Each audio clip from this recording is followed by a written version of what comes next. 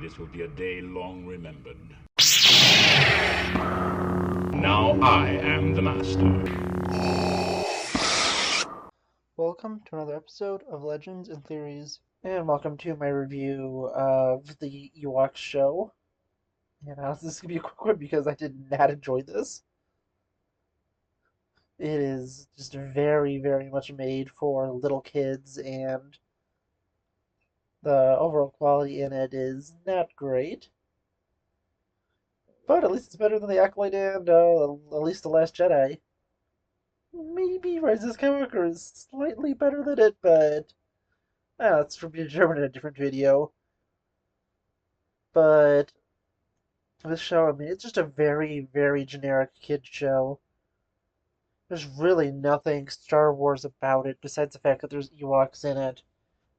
You don't even get the actually interesting stuff where, like in the Droid show, where, I mean, it was a Droid show, as I said, it was a fun show, but first arc was weak in that. This one was weak for almost all of it because this is just fully locked to Endor since the Ewoks can't travel the galaxy.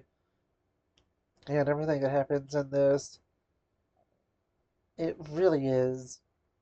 It's really nothing great. I think you can maybe watch like one or two of these on their own and be fine, but if you try to watch through this entire series, like I did as part of my what I'm currently in is going through all the EU stuff, it's a really, really rough time, and really the thing that got me through this was my hope that Shadows of the Empire was going to be incredible, which I'll be talking about that next week.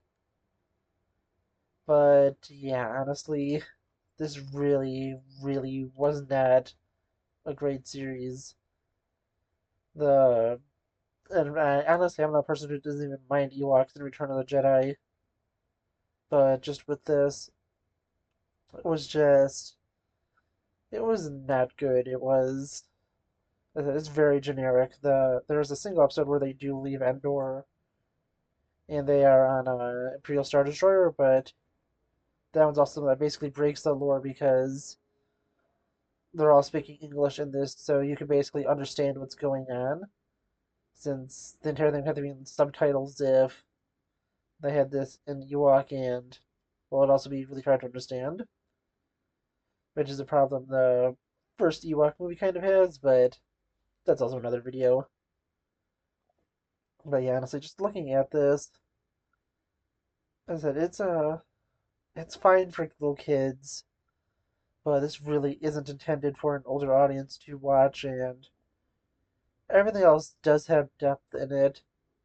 The droid show does have some darker moments, but this one it's 26 episodes and it is just really, really hard to watch.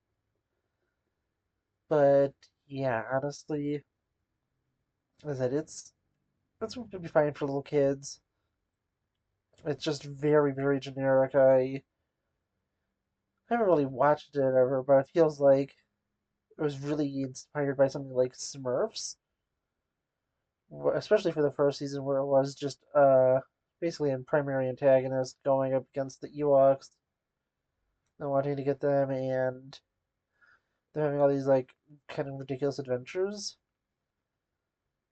That's just kind of like the first thing I could think of, and I don't think I've ever seen actually a full episode of Smurfs, but that's the first thing I was thinking of, and